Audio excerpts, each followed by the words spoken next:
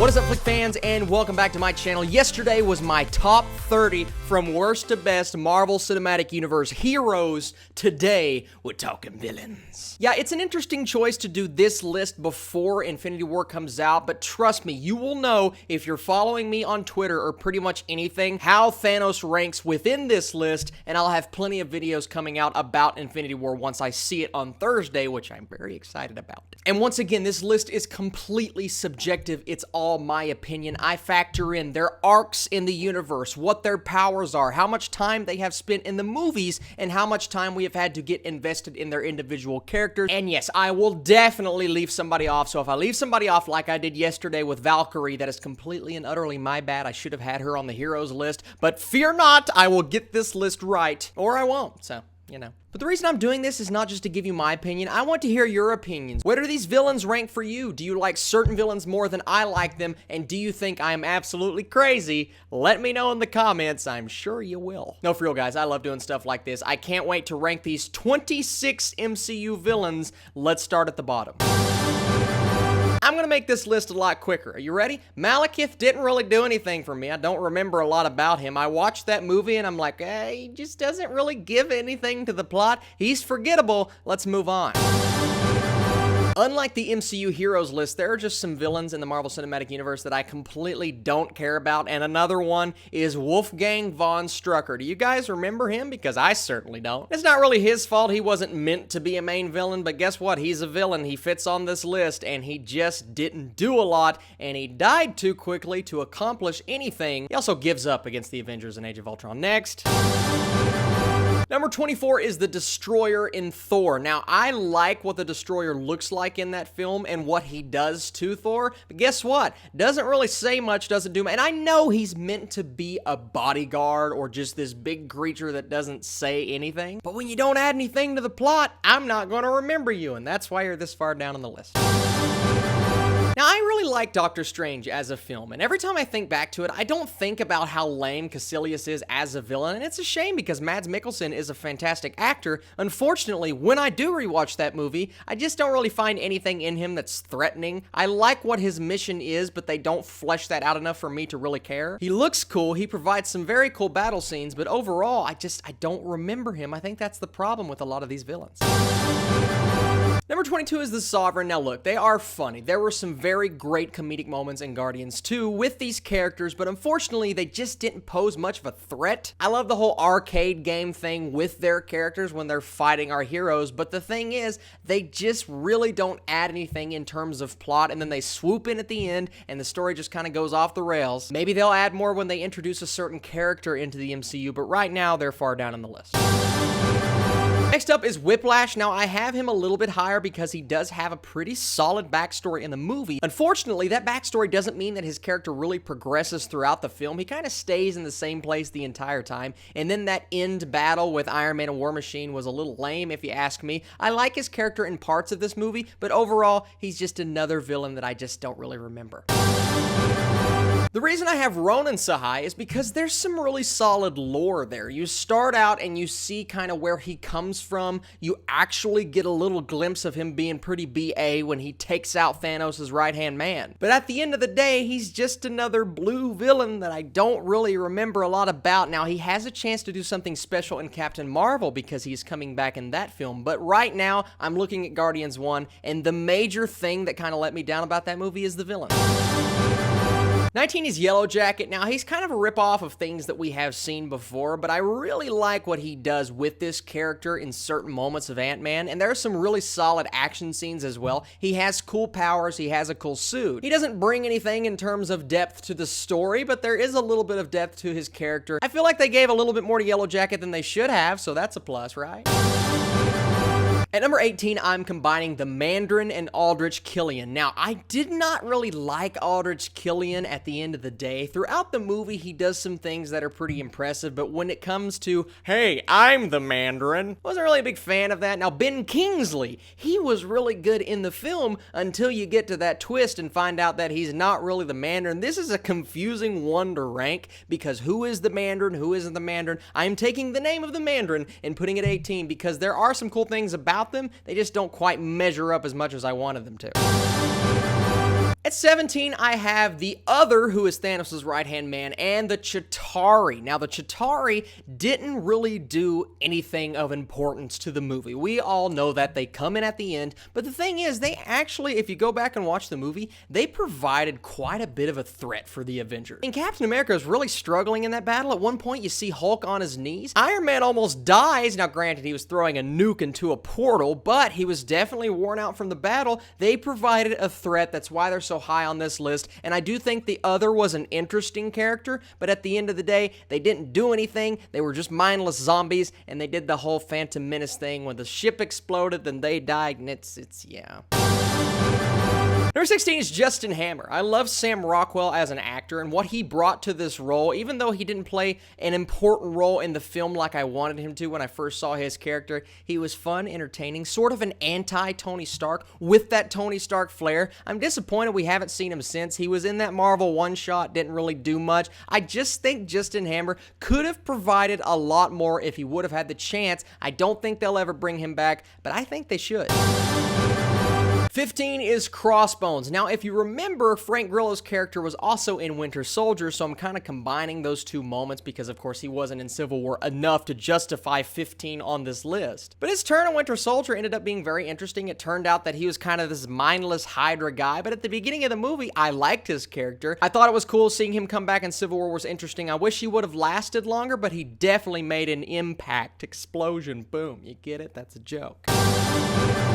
14 is another character that I think a lot of people forget about, and that's Abomination. I really like this character. I liked him as a human, and then when he turned into the monster, you got the epic Hulk fight at the end, but the reason I like him is because what he did in human form and what this actor brought to him was definitely more than I think this movie promised, because a lot of people look at this as a throwaway MCU film, but there are very good elements. One of the better elements of the film is Abomination, and a lot of people forget about it.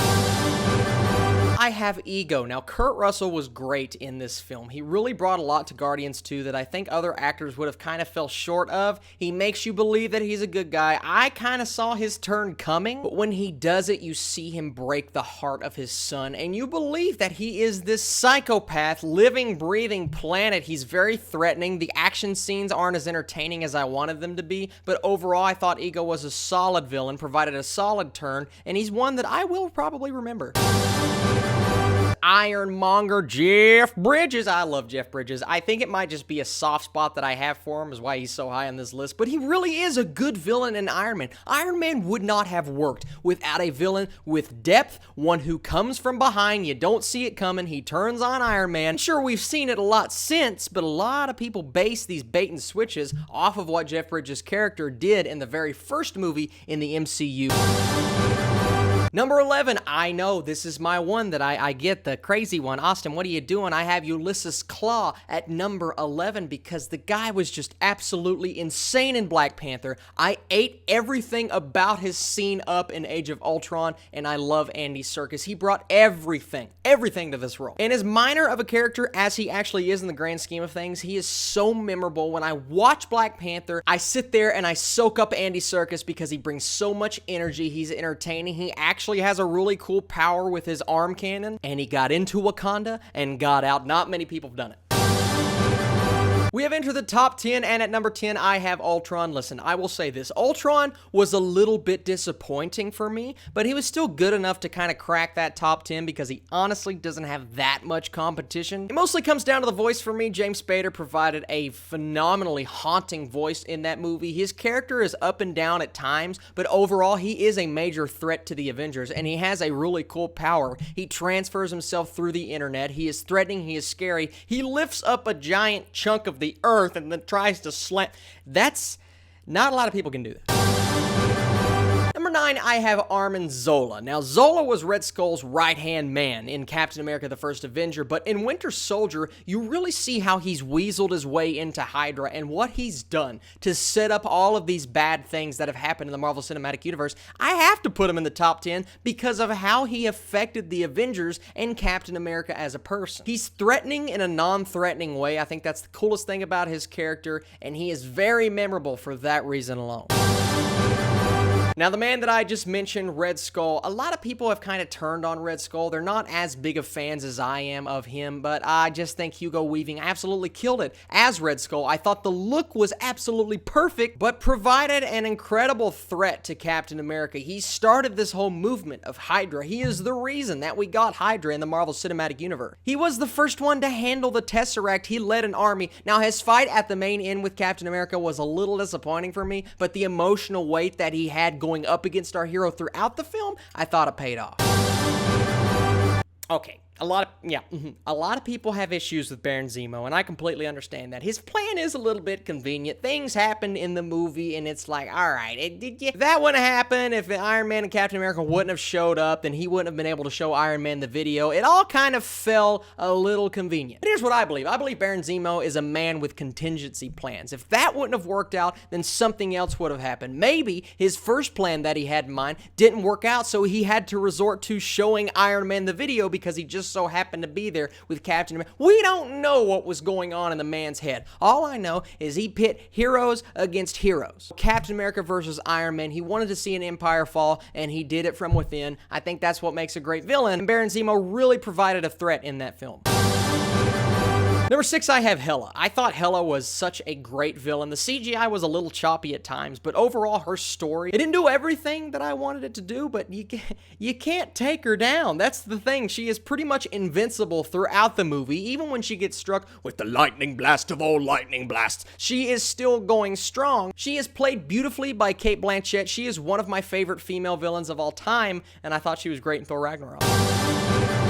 At number 5, one of my favorite films in the Marvel Cinematic Universe, Alexander Pierce, played by Robert Redford. Who would have ever imagined Robert Redford in the MCU? But guess what he was? He provided a great lead character for this Hydra organization within S.H.I.E.L.D. You see that turn at the end. I kind of saw it coming throughout the movie, but even at the end, when you see that turn, it is so interesting to see what his character goes through. How he declined, what was it, the Nobel Peace Prize, and ends up being one of the most diabolical human beings in the MCU. I think that's so interesting. He provided a great head of operations in the Winter Soldier. Number 4, I have the Vulture from Spider-Man Homecoming. He is such a cool villain, and I guess I should have thrown the Shocker on this list, but I couldn't really decide who actually was the Shocker, so I just kind of left him off. But he's the blue-collar guy. He's the everyman. He's the guy that we're supposed to root for. We know why he's doing what he's doing. I think that's the most important thing about a villain. It's a trend you're going to continue to see here. And one of my favorite scenes from last year was when he opened the door and Peter saw Michael Keaton standing there, and he is just frozen for the next 20 minutes. I thought that was so funny. And then the scene with them in the car, sure, they didn't get the fight scene of fight scenes, but they left him alive for a reason. They are setting him up for later, and I hope we get that fight scene eventually. Michael Keaton was great. Winter Soldier in Captain America the Winter Soldier. Yes, he is the villain of this film. Now, he doesn't know he's doing it. He's kind of the silent assassin, someone who has been brainwashed to do exactly what these people tell him to do, but he is so menacing, so threatening. Every time he's on screen, you hear that music, that very subtle Winter Soldier music that plays into Captain America Civil War. Oh yeah, he's also slightly a villain in that film. I just feel like I go back and watch the Winter Soldier, that freeway fight comes on, I lose everything but one emotion, and that is pure excitement because the fight scenes, the way that Captain America reacts, and the way that Bucky reacts when he starts to figure things out towards the main end. I love this character. I love him as a villain and a hero. He's recent, okay? But, you know, a lot of people have been kind of agreeing that Killmonger is a fantastic villain, and the more I think about it, the more I have to side with them. I don't know if I can put him on that you-know-who level yet, but Michael B. Jordan, he's just a grade A talent. He's one of the better actors in Hollywood, and when he was cast, I knew he was going to bring it. I just didn't know he was going to be this relatable as a super villain. You know where he comes from. You see why he's doing what he's doing. When he defeats T'Challa in that fight, you know that he's trained this way for his entire life for this one moment, and you feel that emotion pay off. And spoiler alert, if you haven't seen Black Panther, I hate that he had to die. I hate that. But I think the death was valid, and it made sense with what the character was, so it doesn't bother me as much as it bothers other people. Killmonger was great. I don't need to say much. Loki is, in my opinion, the definitive #1 villain in the MCU. Everything he does is just fantastic. I love him. I'm going to hate to see him go when he dies in Infinity War, and I don't know anything. That's just completely my prediction. I've been predicting that for a few weeks now since I've been seeing the trailers. Rip in peace, bro. We're gonna miss you, but you have been a fantastic villain. More of an anti-hero here recently, but you look at what he does in the Avengers. I just watched that the other day. He kills a lot of people. He stabs a man in the eye, and he stabs Thor. The man is a villain. Okay, any way you want to put it, he might end up dying a hero, but at one point in his life, he was a villain. He was a great villain in Thor, in the Avengers, and throughout the MCU. That's why he's #1 on my list. Thank you guys so much for watching this video. Once again, I am tired, I am out of breath, but this has been so much stinking fun. I had a lot of fun with the heroes. I've had even more fun doing this. I love talking about the villains. I am so excited to review Avengers Infinity War on Thursday. I can't contain it. If you haven't visited MovieBabbleReviews.com, be sure to go to that website. They have so many great articles, and every now and then you'll see my big head pop up on there. You guys the absolute best, and I'll catch you later.